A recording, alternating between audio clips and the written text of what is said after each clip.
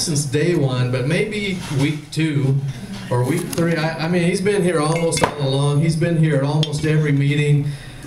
He's gone out to be with our Walnut Creek chapter as well and become an ambassador for them.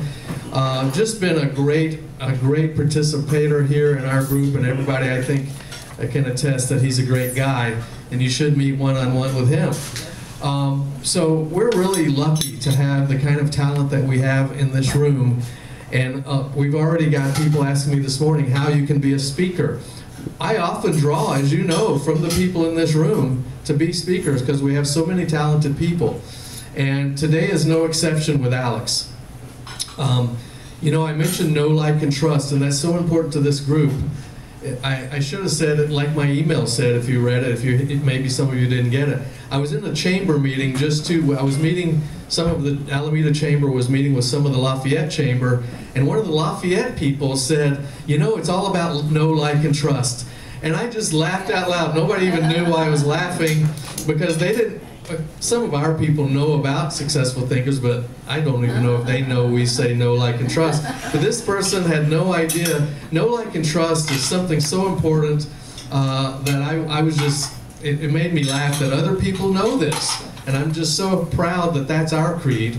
And Alex is going to come up and talk to you about the invisible ingredient of success. And I'll spill the beans. The invisible ingredient is the trust part. And Alex is going to come talk to us about that. So Alex, come on up here and let's give him a big round of a hand. In fact, let's stand up. Give him a standing ovation for one of our founding sons, Alex.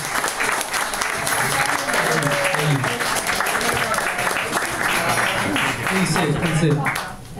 Alex, do we have any more of these sheets? Yeah, absolutely.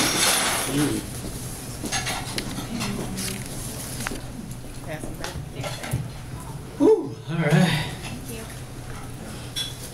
Yeah, I'm really excited. Couldn't even sleep last night. I was just like, I've been waiting for this moment for a long time. It took a long time for Michael to trust me enough to speak. I kept wanting Michael, like, Michael, this is a topic that people need to learn about. And so yeah, it's a pleasure to be here. I feel like it's like a homecoming or something because I've been here for over a year now, almost over a year, and I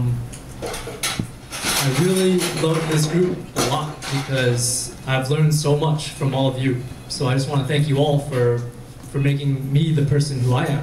I'm not the same person I was a year ago, and a big reason I come back is not only for the networking, but for the personal development.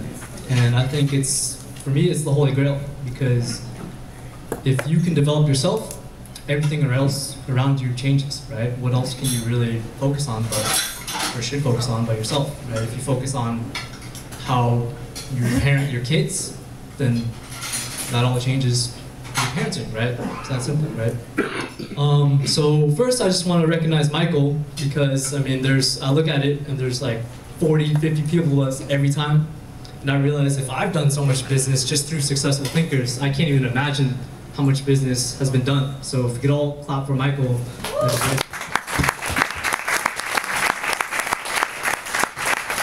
And the first time I came to Successful Thinkers, I actually saw Michael speak, and I was sold ever since. But yeah, so let's just start into the topic, the invisible ingredients of success. I guess Michael already spilled the beans, but I'm not going to talk about my eclectic background, but basically I went from a business of convenience to a trust-based business, right? So it took me a long time to realize that, because I would sit down with my manager and he'd look at my numbers. He'd go, Alex, how come your numbers are so bad? Is it the E or is it the A?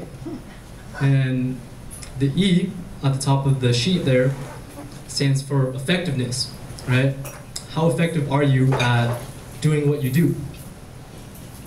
If you don't speak English, it's going to be very tough to do your job in this country, right? You're not going to be very effective, just for example, right? And the A is activity, right? So my boss would again be, is it the E or is it the A?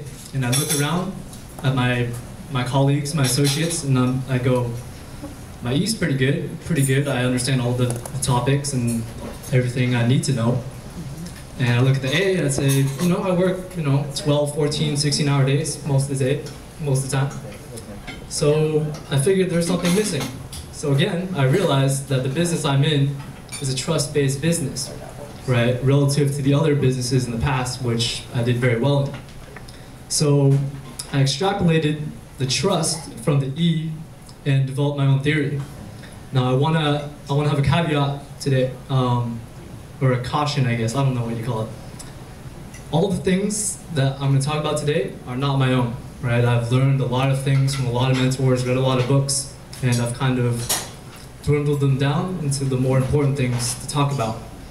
So the tier theory is something that the only thing that I kind of came up with.